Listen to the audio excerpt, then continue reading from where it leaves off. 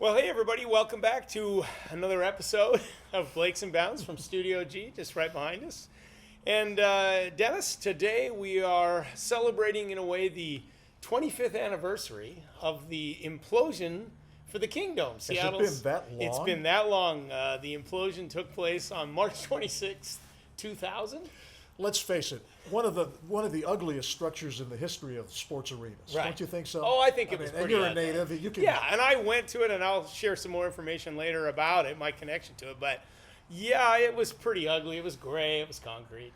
But I mean, when there was a big event there, it was electric. You know, it's back to the implosion, which is why we're doing this episode. You know, it was a Sunday morning. You're probably Yeah. going to remember all this. Oh, and yeah. King 5, of course, did a full live broadcast. We've only got a little excerpt from that show. I had to track that down, but we've got a little excerpt coming up. And before we show it, just tell us a little bit about what the circumstances were for you. Sunday morning, we got to T-Mobile Park. At the time, it was called Safeco Field, the new baseball field bit right across from the Kingdome, and that ballpark was 1 year old or 2 years old. It was only about a year and a half. Yeah, And it was a gloriously clear morning. it was. It was in the 30s. It was Yeah. cold. It was cold. Yeah.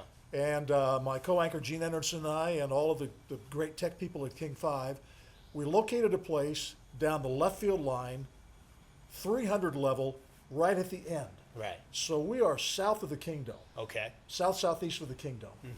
And so we have a great view. We're far enough away. Yeah. Also, the wind was blowing from south to north. Okay. Yeah. So we'll explain that We'll later. explain that after we see the video. clip. Right. We'll go to the clip, and we're just going to pick it up with the countdown to the detonation and all the explosions. Better than a NASA blastoff. It's pretty amazing. There Here we it go. is. 10, 9, 8, 7, 6.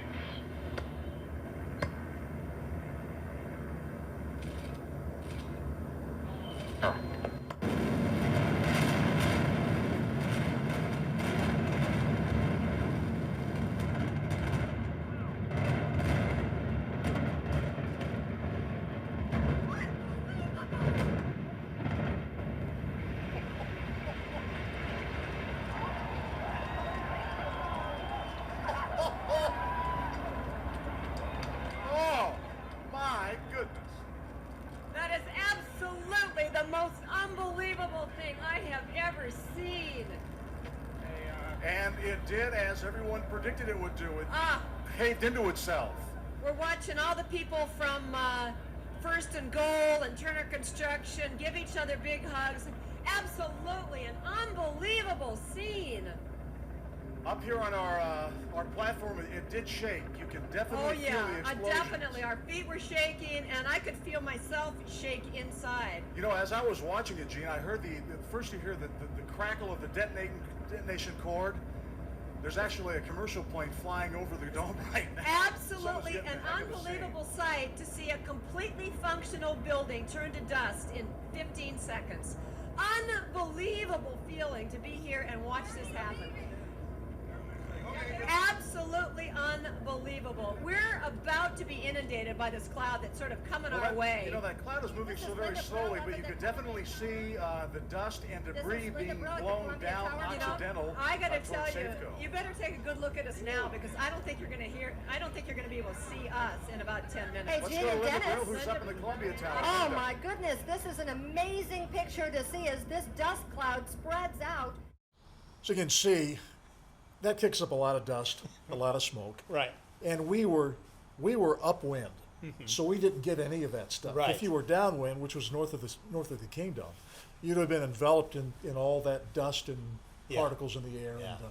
But we had a great view, and it was a spectacular It was a event. spectacular event. I had to be there. I wasn't part of the King 5 crew that day, but I went down in the morning. A good friend of ours, John Hogney, took me down there because he was going to attend a client breakfast up at the top of the Columbia Tower, so he had a sweet view from up there. For out-of-towners, the tallest building in Seattle. In Seattle, right. So John was going to go there, but we're good friends. So I said, well, can I tag along? And so I went down with him, and I went up to First Hill and had a great For view. out-of-towners east of the Kingdome. East of the Kingdome. So I had a great view looking down at the whole thing. And I actually at one time was an employee of the Kingdome because I worked for this little radio show called the Kingdome Report. I say little, but it was great because we were syndicated at the time on about 40 radio stations throughout Washington and Alaska. And Alaska because there was an interest in sports at the Kingdome. You know, you got to remember the late 70s, early 80s, there wasn't a lot of pro sports around in this part of the country.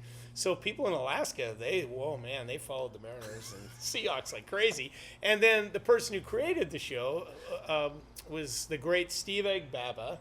And Steve was really my first boss in broadcasting. He gave me and my really close friend Hugh Grew an amazing break while we were still finishing up college. He offered us a job.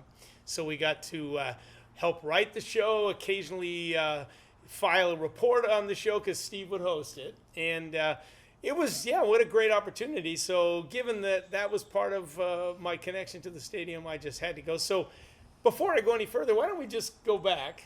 I want to play a little. And this is what year? This will be from very early 1982. So I was in Minneapolis at the time. You were in Minneapolis, Yes. Okay, and your career underway. I was at my first station in Minneapolis. Right. Well, this clip is from February of 1982, and it was only a couple months later that I left Seattle to take a job with CNN Sports. But let's go back in the time machine and hear a little radio. Hi, everybody. Steve Agbav of the Kingdome in Seattle, the Emerald City. The name of the game, soccer, indoor soccer, winter soccer. It was playoff time. That's what the man said. Oh, the Sounders suffered last night. Mike Blakey has the story. For a while last night, it almost looked like the Seattle Sounders would pull off an upset. In town for the first round of the NASL Indoor Soccer Playoffs, the defending champions Edmonton Drillers. Not only are the Drillers defending indoor champs, but this season they compiled the best one-loss record with a 13-5 mark. The 9-9 Sounders gave the Drillers a good scare. However, before the final buzzer was sounded, Edmonton demonstrated dogged determination and an outstanding ability to come from behind. Twice the Sounders had 2-goal leads, but in the end, the Drillers finished on top. Final score, Edmonton 8, Sounders 6. Fairbanks, Alaska, North Pole, Alaska. Brace yourself for this one, sports fans. The coach is coming. Don James of the Huskies will be the featured speaker at the North Pole Annual Award Sports Banquet. The winning coach of the Rose Bowl Huskies will be in Alaska's interior on Monday evening, March 1, as the main speaker when the outstanding boy and girl athletes are honored. Don James, his being in Fairbanks and North Pole for the awards banquet, will make it a night to remember. One of the nation's most highly respected coaches is Alaska bound. Tonight, the Sonics are back home here in the Kingdome. The Washington Bullets of the competition. Edmonton made the Sounders look bad, one big, 8-6. That's Kingdome Report. Thank you, Mike Blakey. I'm Ag Baba. Remember, wherever you may be, boost your local athletics.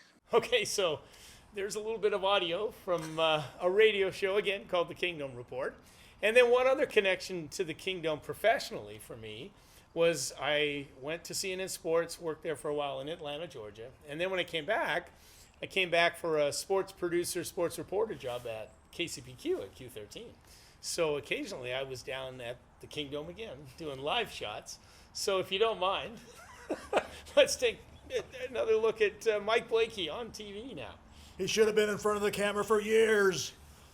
The ball game was a doozy. Mike Blakey is there where probably the heat is still on, and he's got the story.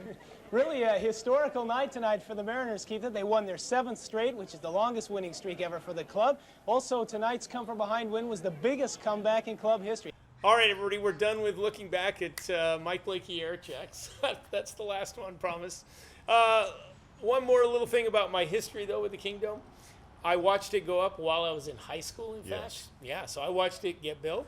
And I went to some of the firsts. I went to the very first sporting event, which was an exhibition game between the Seattle Sounders and the New York Cosmos when they had Pele and Giorgio Canaglia. It was amazing, really, and they filled the place, of course. And then a couple months later, I saw Paul McCartney put on the first concert at the Kingdome. And then in April of 1977, I was lucky enough to go see the very first Mariners game. And I that's a bit of source of pride for me that I went to. So you saw the stadium go up and you saw the stadium come down. I saw it come down, yeah. All right, well, that's the point of this show is to talk about the Kingdome. But before we close it out, I know you've lived elsewhere, not just in Seattle, Denny. So you have some connections to historic stadiums too, right? Well, I saw, obviously, the Kingdome come down and Safeco Field, T-Mobile Park go up, and the Seahawks Stadium. When I worked in Minneapolis, I was at the last games at the old Met Stadium in Bloomington, Minnesota, the last baseball game and the last football game, although I covered it outside in the parking lot when it was 6 degrees above zero. Wow. And people just came to tailgate in cold weather. So I saw that last game there. I saw the Metrodome go up and saw the first games there. Okay.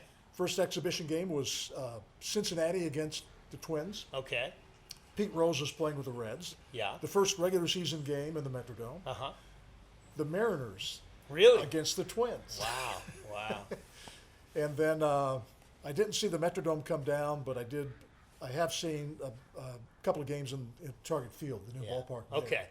So Back to the, to the Dome Stadium in Minnesota. How did that compare with the Kingdome? It was obviously a totally different type of roof. So what was it? It was like? ugly, Yeah. just was like it the ugly Kingdome. though? Yeah. The big difference is that the Kingdome and the second tier overlap the first tier to a certain extent. Yeah. Yeah. In the Metrodome, you had the first level, and then the next level went straight up. So there Yeah. was no overhang Okay. from the top level to the really good seats. Right.